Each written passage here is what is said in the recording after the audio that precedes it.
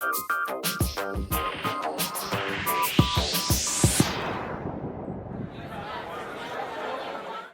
I'm here with Bret Stephens, distinguished columnist with the Wall Street Journal, author of a big new book. Bret, what's the title? It's coming out this autumn. It has a big name, America in Retreat, the New Isolationism and the Coming Global Disorder. It comes out in just a few days. Excellent. Bret is also the former editor-in-chief of the Jerusalem Post.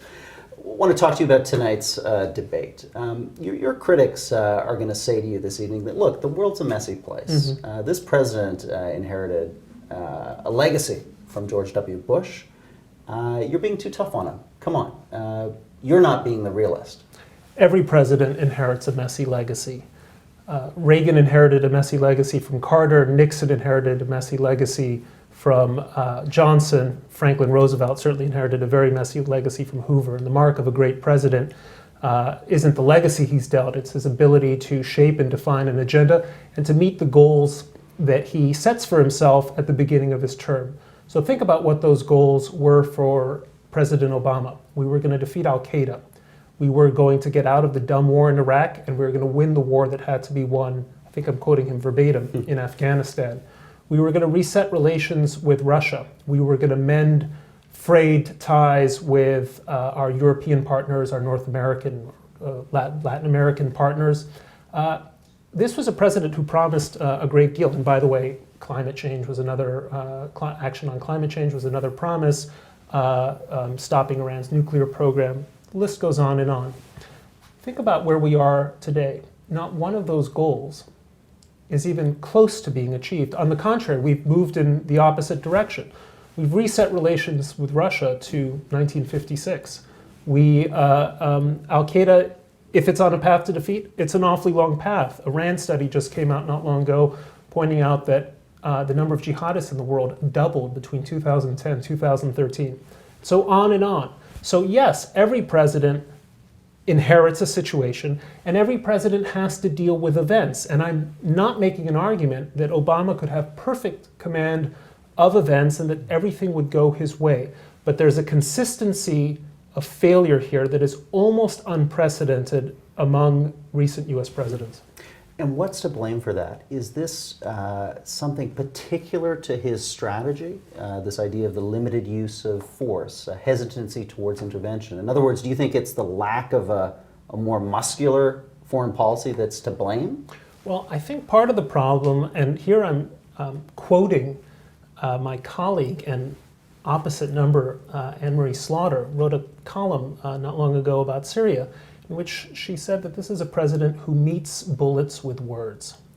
And remember, after Russia invaded Ukraine, or seized the Crimea, part of its stages of taking over Ukraine, Obama went to Europe, delivered a superb speech, reminding us of the lessons of 1914 and how you can't allow aggression to remain unchecked. And yet aggression went effectively unchecked. It was the same story, of course, in Syria. A red line was set, and then there were no consequences. The only difference is that Assad started killing people with chlorine gas as opposed to sarin gas.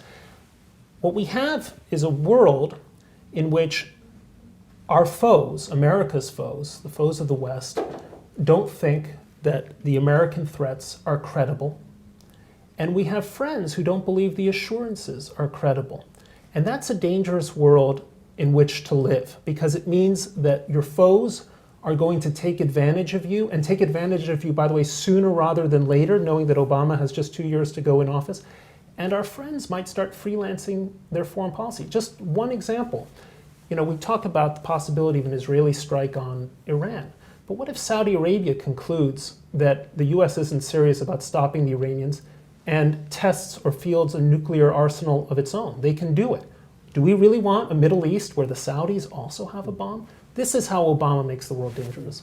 But in these instances you've just talked about, let's say eastern Ukraine, Crimea, Syria, I mean, do you think that there would have been an appetite in Congress amongst the American people for the type of real threat, which, let's face it, is military intervention, probably boots on the ground in any of those circumstances? In other words, did this president ever have the mandate from his own his own institutions and his own public to act in the way that you think he should have acted?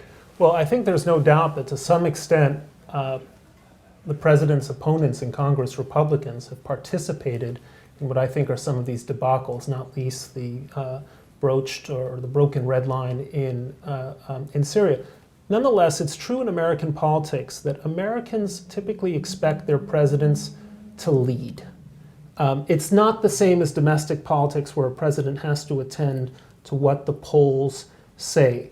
And yeah, if you had polled Americans 6 months ago, do you want to intervene or help the Ukrainians stave off Russian aggression, or what do you want to do about Syria, you probably would have gotten a lot of public pushback saying we're weary of war. And yet, paradoxically, or maybe not so paradoxically, you now find that the president's ratings on foreign policy have never sunk lower. In fact, it was probably his biggest, or among his biggest liabilities in this November's elections. Why? Because Americans sense that the country is weak, that it's being disrespected, that our position around the world is weaker than ever, and that our enemies are gathering strength and taking advantage of our perceived weaknesses. A truly depressing, but I think prescient piece of your analysis of this whole situation is that America may now actually have to use force. It may have to act in a forthright and direct way, precisely to restore its credibility, that it's been backed into this problem now. Well, that's a terrific point. And Churchill famously said, "Better jaw than war." But you can only jaw if your adversaries think that there's some substance behind the words. And so we've arrived at this point of diminished credibility, where adversaries are going to be tempted to test what our real red lines are. And at some point, how do you restore it? You can't do it with another speech. You can't do it with another round of weak sanctions. Let's imagine that Vladimir Putin wants to really break the back of NATO and seizes a portion of Estonia, which has a large Russian ethnic minority, just like Ukraine does, or some of the other Baltic states, which are currently almost indefensible. What would we really be prepared to do? And we've reached that point because our assurances with the Budapest Memorandum, this is maybe old history, but America assured Ukraine of its territorial integrity in 1994 in exchange for them giving up their holdover nuclear arsenal, because those assurances are now in doubt. So an American president needs to make sure that he draws his red lines sparingly, but that they're credible when they're drawn. And now we've crossed, I think, a Rubicon, and the president is going to have a hard time restoring that sense that we're a country that means business, whether it's in Iran, the South China Sea, or the Baltics. What do you think is going to happen in the final 2 years of this presidency? Midterm defeats. He's lost the Senate. He's going to face off against a more powerful and emboldened Republican Party. Does that mean that foreign policy takes on more importance for him because it's an area constitutionally where he has more latitude to act? Or is this a president that hunkers down and gets into legacy mode?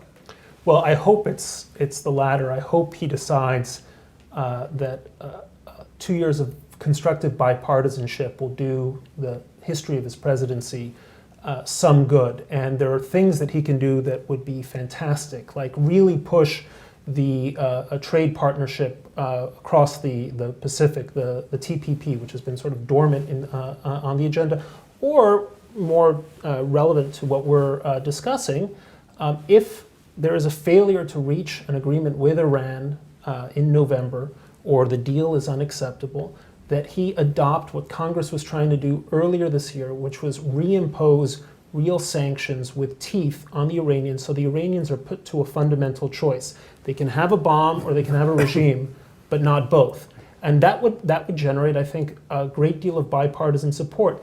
My fear is that what he's going to want to do is hold on tight and do what he can to make sure a Democrat is elected 2 years from now and sort of secures his domestic legacy and kind of reprise what he did after the shellacking he took in the last midterms in 2010. So we'll see. There's a famous saying, the prediction is very difficult, especially about the future. So I'll leave it there. Final question I'm going to ask you to predict again. What do you think he'll be remembered for internationally? What what singular act or event do you think will define his presidency on the world stage in the history books? Well, if, God forbid, the presidency were to end today, I think he would be remembered as the president who ushered us in, not into a post-American world, as Fareed Zakaria put it, but into a post-Pax Americana world. You know, since the end of the Second World War, we've lived in a world where the United States, sometimes wisely and smartly, sometimes less so, was the backstop country, was the guarantor of a secure, liberal international order that on the margins favored freedom, defended small countries, deterred aggressive states. And if he were to leave office now, I think he would be seen as the president who walked us out of that period, and I don't think that's a good place. I think the next president is going to have to undo a lot of the damage he did. And you know, you heard Hillary Clinton say, don't do stupid stuff is not an organizing principle for a great nation. The next president is going to have to come up with a sensible organizing principle for the country that, for better or worse, will remain the superpower for the rest of our lives, will be the country that the embattled democracies look to for succor, and the country that more aggressive states will try to attack. So he will be leaving a heavy burden on his successor. Great. Bret, perfect point to end our conversation. Thanks for coming to Toronto. Look forward to the debate tonight. Thank you for having me. Great.